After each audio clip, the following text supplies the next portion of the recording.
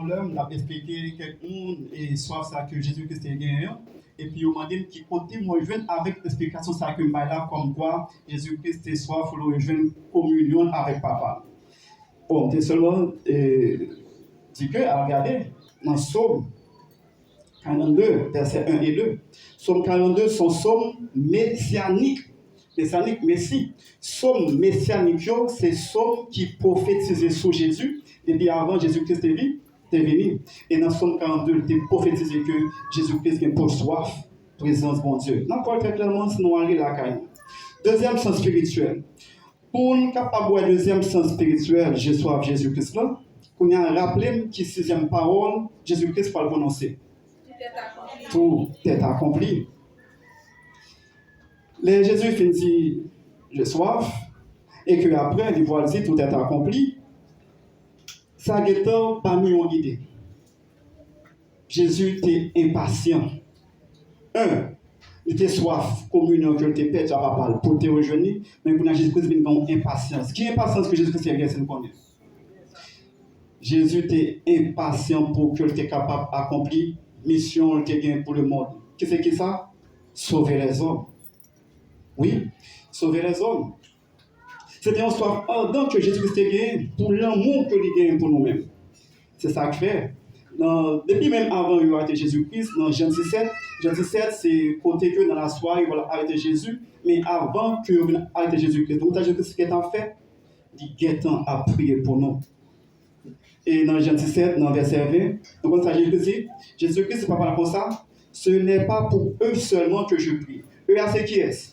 Eux, c'est tout ce que tu as avec lui, mais il a ajouté, mais encore pour ceux qui croiront en moi par leur parole. Qu'est-ce que lié? C'est nous tous les jours qui croient dans la parole bon, dans la parole bon Dieu. Donc c'est pour moi avec eux. Il est clair que Jésus-Christ n'est pas capable de pour faire ça. Pour te venir sauver nous. Jésus-Christ était soif pour te venir sauver nous. Et c'est ça qui est le deuxième sens spirituel. Jésus-Christ à la croix, lorsque il dit j'ai soif. Il était soif que ça. Rejoindre pour nous avec bon Dieu. Et deux, il était soif sauver nous. Troisième sens spirituel. Moi, je vois un troisième sens spirituel, ça, pas trop longtemps. Côté que, bon, parole qui te monté dans l'esprit. Qui parole? Parole côté que Jésus-Christ soif pour y demeurer. Qui côté? Dans la vie, non. Les Jésus-Christ a envoyé un message par l'église à Zéminorio par l'intermédiaire de Jean. Il y a un reproche qui était fait avec la Odyssée. Qui reproche nous songer que Jésus-Christ a fait la Odyssée?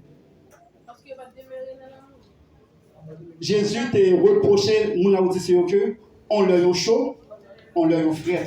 Et le fait qu'on leur chaud, on leur frère, ce sont des chrétiens qui tiennent. Et tout chrétien qui tiennent quand ils vie tomber levé. Ça juste à faire la vomir.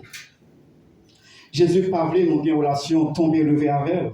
Mais il voulait pour que nous ayons une relation serrée, une relation intime avec lui, dans un niveau standard.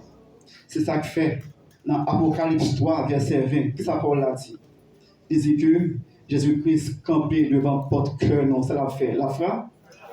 Et c'est nous ça nous devait faire ouvrir, balle entrer, parce que le plein vient demeurer non, dans la vie, non. C'est pas seulement chrétien que tu as voué les choses, c'est pas seulement juif, mais c'est pour nous tous qui là. Jésus soif. Il y a un ardent désir pour être capable de demeurer qui côté dans le cœur, non.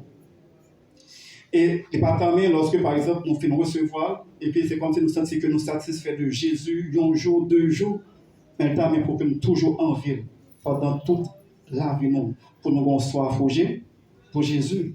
Pas bien ça, frère Maxime. Pour nous finir, est-ce que nous connaissons que même Jean Jésus-Christ a bien soif spirituelle? Comme ça, tout, nous, chaque là, nous sommes capables de gagner soif dans la vie, nous. Nous sommes capables de soif pour que nous nous sauvions. Nous sommes capables de soif pour nous capables de la vie éternelle. Nous sommes capables de soif pour que notre morceau d'amour. Nous sommes capables, c'est surtout, sécurité humilier nous. Nous soif pour que nous comprenions. Nous soif pour nous vivre dans la paix. Nous soif pour bonne bagarre dans la vie. Et nous soif que nous gagnons, pas aucun monde qui est capable de satisfaire que bon Dieu. Coupe nous mal marcher nous mais pour que coupe nos foyers nous gagnent la paix. Nous soif ça, nous exigeons que l'autre couple va bien marcher, nous t'en même pour pas marcher bien tout. Jésus-Christ a une puissance pour capable de nous la paix. Il y a une puissance pour capable de protéger nous, faire nous heureux et faire nous réussir dans tout ça que nous avons entreprendre. Mais est-ce que nous connaissons que peu importe soif que nous avons dans la vie, Jésus-Christ a l'eau que est capable de satisfaire. C'est ça que fait dans Jean 6, verset 35, que ça que dit, Jean 6, 35, Jean 7, 38, il dit que les gens qui croient dans moi-même, les gens qui acceptent, les gens qui viennent joindre moi, ils n'ont pas besoin soif encore. Et à bon fleuve, l'eau vive qui a coulé dans la vie. Et fleuve, l'eau, ça nous a signifié, bon Dieu a tellement béni nous, et nous avons une bénédiction pour être capable de bénir l'autre monde. Combien de corps nous avons payé pour être capable de puiser dans ce ça? Gratis. Nous n'avons pas de pièce à payer. Pour là, si on monte mes amis, nous sommes capables de joindre une solution pour tout problème que nous avons, que c'est problème naturel, que c'est problème surnaturel. Qui est ça qui empêche nous de puiser dans tout ça? Réfléchis à la question ça. Jésus te dit, les soif qui sont au Bali, il va le vinaigre. Mais Jésus-Christ par les hommes. C'est dans le côté nous dit soif, il n'est pas par nos vinaigres. Là, pas nous ça que quand nous méritons, là, pas nos solutions. Est-ce que ça, c'est pour une puissance pour tout problème que nous avons? Sixième parole, nous presque fini. Sixième parole, qu'est-ce que dit? Tout est accompli. À travers quelques considérations, nous pouvons faire sur parole ça. Nous pouvons voir que c'est par Christ que Jésus-Christ fait, c'est un gros bout de déclaration que tu as fait. Et je me songeais l'année passée lorsque Pasteur Robert t'a pas sujet pour chaque parole ça pour ces paroles là, Pasteur dit que c'est une proclamation de victoire. Et ça a marché bien avec Christ que Jésus-Christ s'est fait vraiment. Parce que c'est vraiment un cri de victoire. Nous parlons de tout l'impact que Christ a gagné, non seulement sur la vie nous-mêmes en tant que chrétiens, mais pour parler autour. Premier bagage que moi voulais nous retenir de tout est accompli, c'est origine, mot ça coûte, mot ça sorti. Jésus, le temps de sixième parole là, il n'est pas dit en français tout est accompli, mais il te dit dans la langue que le juif t'a parlé à l'époque. Est-ce que vous connaissez comment il te dit? Tételestai. Qu'est-ce que signifie ça? Tout est accompli. En mot tételestai que je prononce, est capable de plusieurs sens. N'importe quoi, bien rapide. Premier sens que le mot ça gagne, il signifie tout est accompli. C'est achevé. Tout bagage fini. Dans tant longtemps, lorsque un maître qui est un esclave, l'esclave là on travaille pour le faire pour lui. Une fois que l'esclave a fini de faire travail là, il vient de mettre là, ça veut dire mettre là. Tételestai. Ça veut dire ça? Travail, je vais faire, moi fin faire. Lorsque Jésus-Christ finit pour pécher dans la croix, ça dit papa. Papa, vous avez une mission et mission moi faire. Quelle mission papa t'es pas petite là? Jean 1er verset 9. L'agneau de Dieu qui ôte le péché du monde. Est-ce que Jésus ne peut pas faire vrai? Oui. C'est ça que le capable dit. Tételestai. Ça veut dire papa, on finit, fait travail, ou t'es bon faire. Deuxième sens. Nous avons joué un deuxième sens, tételestai, dans un contexte où tu es utilisé longtemps dans le marché. Lorsque un monde vient acheter et puis la payer pour ça tes besoins, la payer, que ça dit, tételestai. Ça veut dire, moins payer pour ça m'acheter. Nous tous, nous sommes condamnés. Et c'est notre pour une conférence là. Comme quoi, avec le sang de Jésus-Christ a racheté nous en bas de Satan. Nous tous, nous sommes condamnés pour nous mourir physiquement, spirituellement, éternellement, à cause de péché Adam et Ève. Mais qu'est-ce que Jésus-Christ fait? Tételestai. Ça veut dire, il paye pour nous-mêmes, pour que nous soyons capables de gagner la vie éternelle. Marie Blanchard, moi, quoi, et puis on chantait côté que dit que il n'y a plus de condamnation. Jésus-Christ a payé dans rançon. Mais nous cherchons sens rançon dans le dictionnaire, nous voyons que rançon, c'est un prix payé pour capable exiger, pour libérer un esclave. Donc, nous tous qui là, nous sommes esclaves, péché. Mais ça, Jésus-Christ fait, il payer pour que nous soyons capables de délivrer en bas péché. Troisième et dernier sens, tout est accompli. C'est une proclamation de victoire. Oui, c'est victoire. Même j'ai tout longtemps, lorsque deux peuples te qu'on a gourmé, peuple qui gagne, va monter et puis ils font déclaration. Qu'est-ce que ça dit? Il dit, Tétélestai. Ça veut dire ça. Ça veut dire que la bataille a fini parce que nous gagnons adversaire.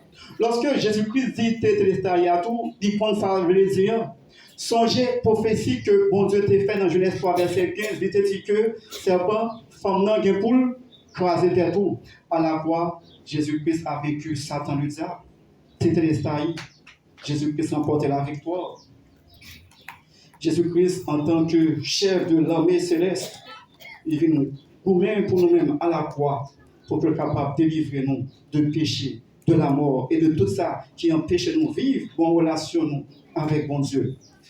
Et il y a plusieurs personnes dans la Bible qui racontent ça, nous ne pouvons pas prétendre, même capable de Hébreux 12, verset 14, Colossiens 2, verset 15, 1 Corinthiens 15, verset 55-56, Apocalypse 1er, verset 18.